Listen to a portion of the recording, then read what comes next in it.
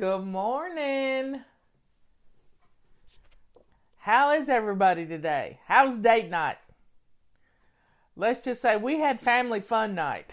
We went to Justin and Emily's house, my son and daughter-in-law, and the kids were busy, but they stayed right with us and we had a fun time. Justin was barbecuing, and I put myself in front of the bowl of guacamole and pork rinds. No carb there. So that was kind of fun. And we're discussing our book, Body Clutter. And it's just, it is a journey. And sometimes you have to revisit the places you've already been, and learning about yourself and finding new things. As Rita Davenport taught me, what we think about, we bring about. So having this book in front of me for the whole month of June has really helped me to stay focused on what this summer of love is all about, because the subtitle of this book is Love Your Body, Love Yourself. Now, if you're putting things in your body that are not loving, so let me explain a little here. Let me explain just a little bit.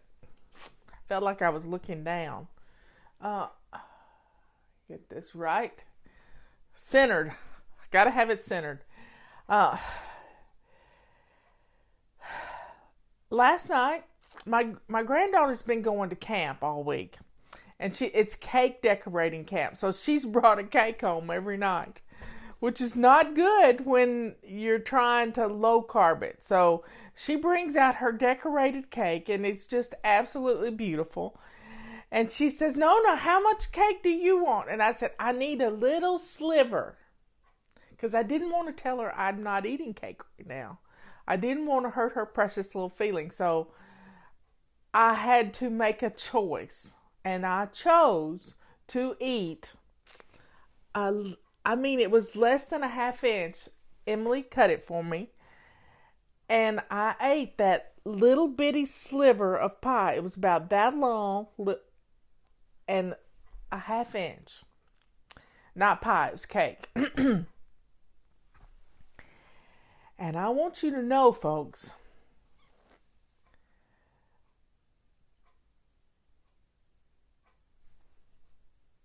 I had to have 3 antacids last night during the night. I had acid reflux horribly. And I learned a really good lesson, a really big lesson. My body rebelled against that little bit of cake. Now, I have made cakes that were gluten-free. There's some great recipes online, but I didn't bake this cake. I had to choose whether I wanted to take a little sidestep from my journey with body clutter to love my granddaughter. Now, but it was a good lesson, folks. It was a good lesson for me, because I immediately saw the problem. It was daylight and dark when you've not been eating gluten, and then all of a sudden you put some in your body.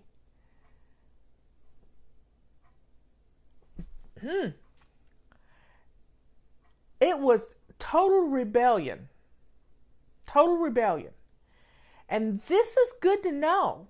Now, I realize that I can't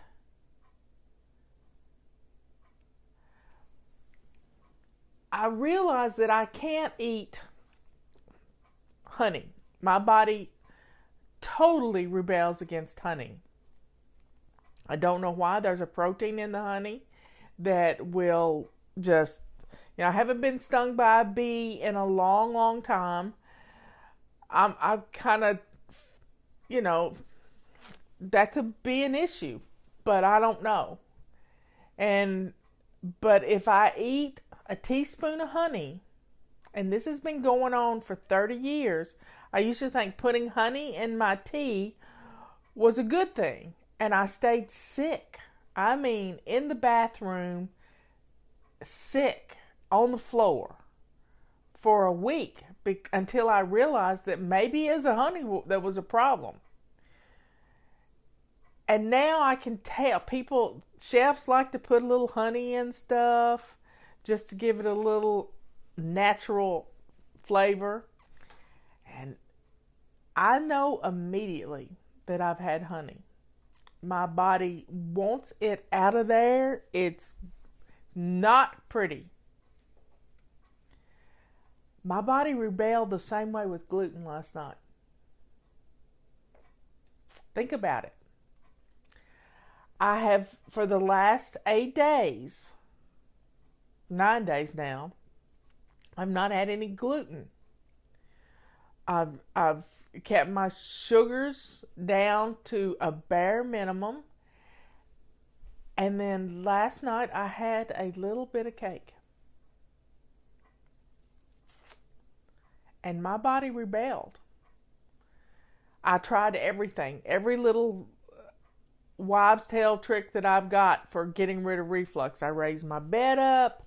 I practiced swallowing, really hard swallows, because your esophagus is a muscle.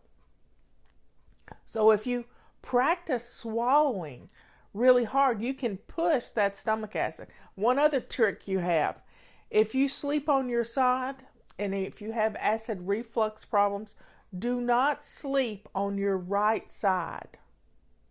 You got this?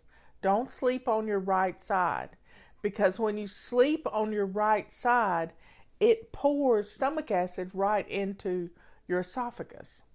If you sleep on your left side, that sort of makes a plumbing break in your stomach so that the acid does not flow into your esophagus. And so I tried that. I tried everything. I finally just had to get up and drink a big glass of water and go back to bed. And take in about 3 hours, I took 3 Alka-Seltzer heartburn chews. And I'm not real crazy about how sweet they are either. So, when we know better, we can do better. Isn't that right, Anne? That's just so... But learning about your body is what is going to be so important on this journey. I mean, it's like going to a new place and getting to learn the roads in an area. And, going on vacation to a place. You may not be able to live there all the time, but you've learned that you might really want to go back there time and again. And with our body clutter journey, we do have to revisit, getting back to the basics of what's going on with our body. Getting back to those basics. And Leanne and I were talking this morning. We wrote Body Clutter in 2005. The first edition was black and white. And then it got picked up by Simon & Schuster. And we published this in, let's see what the publishing date is in it.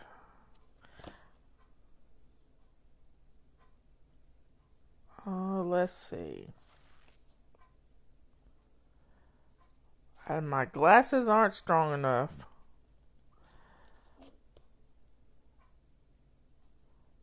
But I think it's like 2006 we published this, maybe 7. And we have learned a lot since then. So this book stands alone really well right now. Leanne and I have learned about intermittent fasting, total fasting, how it can reset your pancreas and help to, you know, clean out. Leanne loves cleanses too. And that's what kind of fasting does. It's a body cleanse. Because think about going to the lake and when you were little and your mother said to you, don't go in the water after you eat. You'll cramp up. Well, when we eat, our body has to digest that food. Insulin goes to that to deal with the sugars and things, and this insulin gets pumped into our blood system, and our brains, it's harder to think after you've had a lot of food. So I'm liking this intermittent fasting. I go 23 hours with not putting any food in my body. Now, in Body Clutter, we talked about having six small meals a day. And that's just too hard for me because I didn't get hungry at all. I did not get hungry. Now, you got to talk to your doctor because if they've got you on diabetic medicine, this is going to mess with you because your blood sugar is going to be in your shoes and it's not going to be good. But if you're not on diabetic medicine, you might be able to level out your blood sugar a different way. It's all about learning how your body works. Not your neighbor's body, not an author of a book's body, your body. It's learning your own journey. It's charting your path for yourself. Well, that's an interesting idea. Apple cider vinegar and lemon juice. I have a lot of lemon juice. I think my pH in my body is good. And I took an acid reflux medicine for many years, and I've gotten off of that. I'm just down to a blood pressure medicine, and I believe if I lost the weight, about 100 pounds, that I wouldn't even need blood pressure medicine. And I got a doctor that's working with me. She's wonderful. Now, what can we do today? You know, we've got to learn that I'm not going to beat myself up over the cake yesterday. I made a choice to do that. And I paid for that choice. But the smile on my granddaughter's face was much more important to me than what I was going to suffer the next day or that night. So I made the choice. I chose to do that. But I'm not going to beat myself up about it. It's a learning process. It's just like when you turn down a wrong road or a one-way street. You know not to do that again.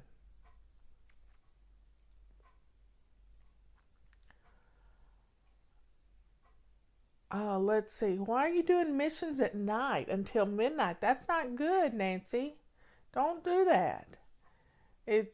I want you to get stuff done in the morning and then you don't have to think about it the rest of the day. So, that's about all I got to say. Let's see what where we are in the book. I think there is a cure, and why is it so hard? Well, usually it's so hard because we don't want to feel deprived. You know what I mean? Don't want to feel deprived. Now, a lot of the weight you lose in the first week of a low-carb diet is inflammation. It's your body trying to protect you from something. It's that inflammation. It's like when you turn your ankle swells up.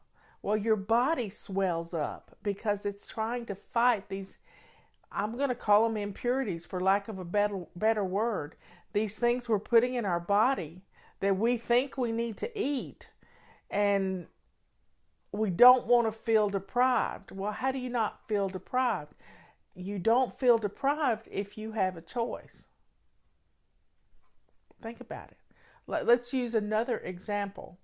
Let's just say you break up with your boyfriend, but he did the breaking up. How do you feel?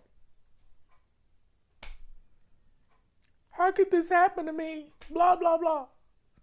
But if you made the choice to do the breaking up, see, we got to break up with the carbs. We got to break up with the sugar. We got to break up with the gluten. And then when you do have a little mishap like I did last night, you realize why you broke up with them in the first place. Out of sight, out of mind, and then all of a sudden you put a little bit back in and wow.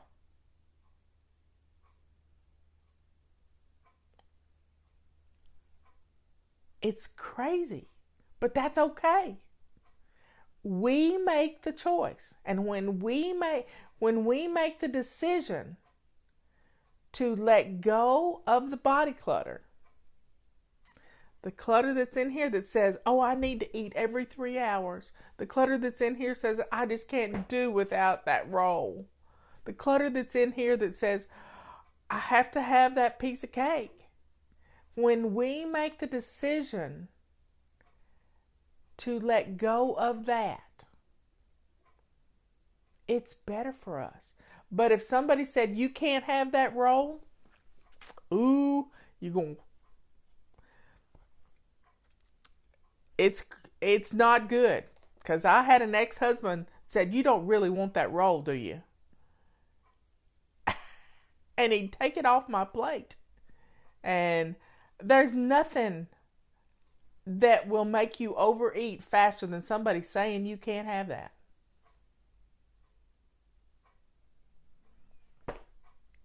So let's make the decision. Write it out on a piece of paper. I choose to go low carb. Now, you might need a friend. When Leanne and I wrote Body Clutter, we were each other's body clutter buddy. And we have committed this morning to being our own body clutter buddy. Now, when we wrote this book, we each lost 53 pounds. 53 pounds. She cooked every day. I went out to eat every day. I learned how to let go of the stuff that's in here so that I could live. But every once in a while, you got to go back on this vacation, and you got to go see all those places you've been before, but now you're looking at it through different eyes. And these different eyes are, what if I want to move here? You've been to some wonderful places on vacation, but what if I want to move here? What if I want to take this body clutter journey instead of just a vacation? That it becomes a lifestyle. That you don't fudge from, because you know how you're going to feel if you go back to the other way. It's a commitment to being on this path day in and day out for the rest of your lives.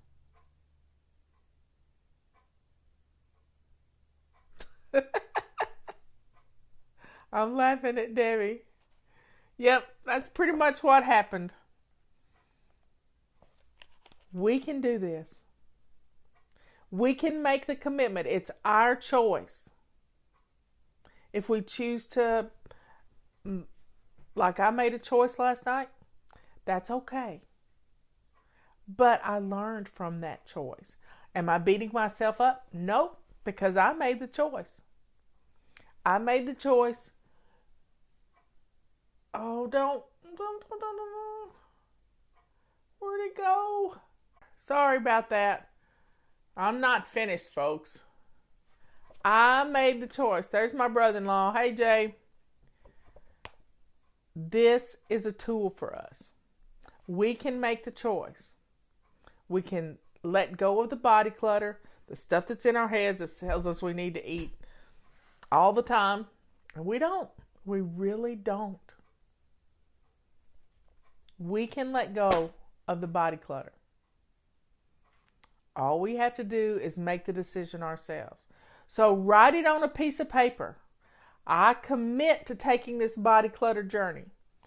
It may be vacation right now, but maybe you want to live here. We can do this. We really can do this. And get a friend to do it with you. It makes it easy. Like I told you the other night, Robert is not going to eat a piece of pie in front of me.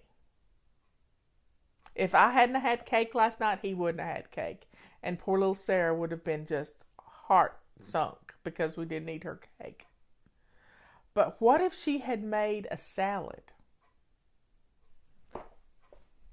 She would have wanted us to have seconds. Leanne has talked about this many times. When her son was 8 years old, he helped make the salad. And he wanted everybody to have salad at dinner. Everybody to have salad.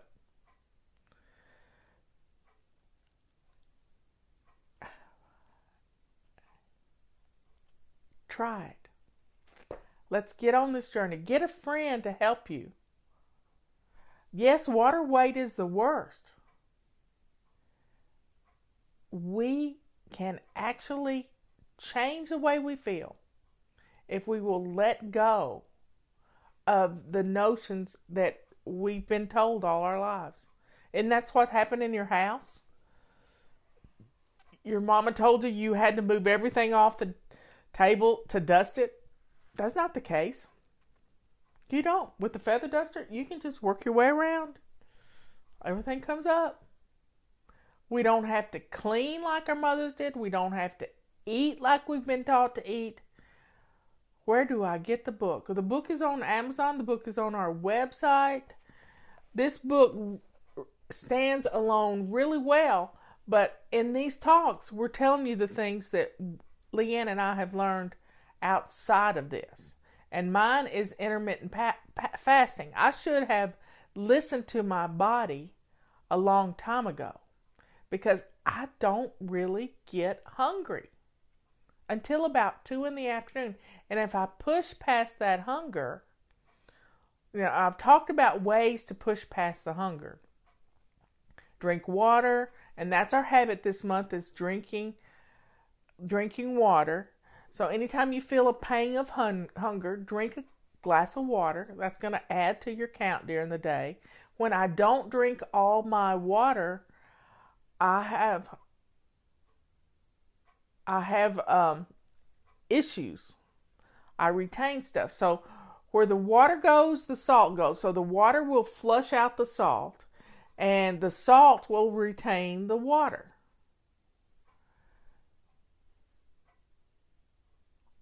It's going to change everything for us. We have to pay attention to what's going on inside our bodies.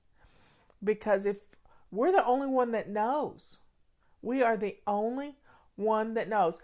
Louise, water, how much water is according to, studies say you need 60 ounces. Well, that's a good start. For me, I need to add a little bit more. And one other thing I've been doing is I've been slowing down the eating process.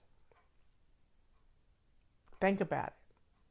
If you eat with a knife and a fork, you're going to slow down the eating process. Last night, I had a bowl of guacamole in front of me. And what I did was I used it was a bowl of guacamole, and I didn't have chips because there was a bowl of chips, but it was at the other end of the table. Justin purchased me some pork rinds. Well, pork rinds are crispy. That's that mouthfeel. And then pork rinds, they're weird. So you have to kind of strategically put the guacamole on it. So I needed a knife to do that with, or another chip. And it was a slow process when I was eating it. So that slowed me down, and then I paced myself, and then I used a knife and fork to eat the burger and the broth. And I dipped the burger into mayo, which is totally no carb. It's oil and egg, and I dipped it in mayo. I didn't use ketchup. Ketchup's got a lot of carbs in it.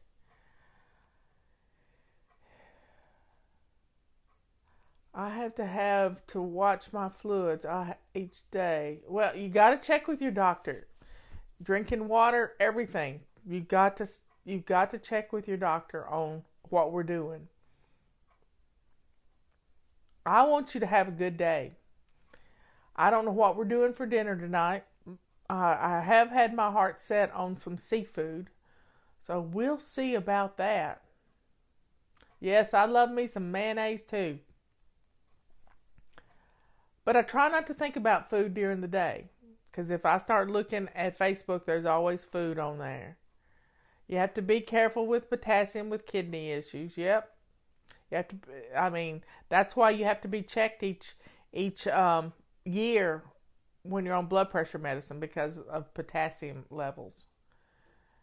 But y'all have a good day. I'll be back tomorrow, probably later in the afternoon, and let's just look at what we're putting in our bodies and learn from it. Learn how you feel, because it's how you feel that's going to change everything. So I will see you later. It's been a good talk. We learn lots. Does anybody have any questions about what we've been discussing this past week, 9 days? If so, if you have questions, send them to flylady@flylady.net and put body clutter in the subject line, and then I'll get them and we can address them. Yes, mayo is good. It has no carbs, no dairy, but Miracle Whip and salad dressing has a lot of carbs in it. How does this relate to the brain clutter? Well, it's the clutter in our heads that, things like we have to eat 3 solid meals a day, and we need to snack in between to keep us from feeling hungry. And it's, counting calories is the way to go. Even my husband still believes that with all his heart, that counting calories is the way to go. But counting carbs and limiting, overeating, portion sizes is so important. So it's getting rid of the stinking thinking that we've been taught our whole life, learning what low carb is, because you can be deceived thinking something is low carb or something couldn't have carbs, and bam, it's full of them. So you got to learn to read those labels. Yep.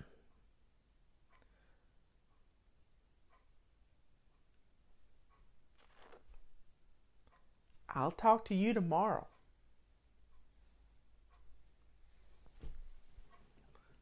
See you later.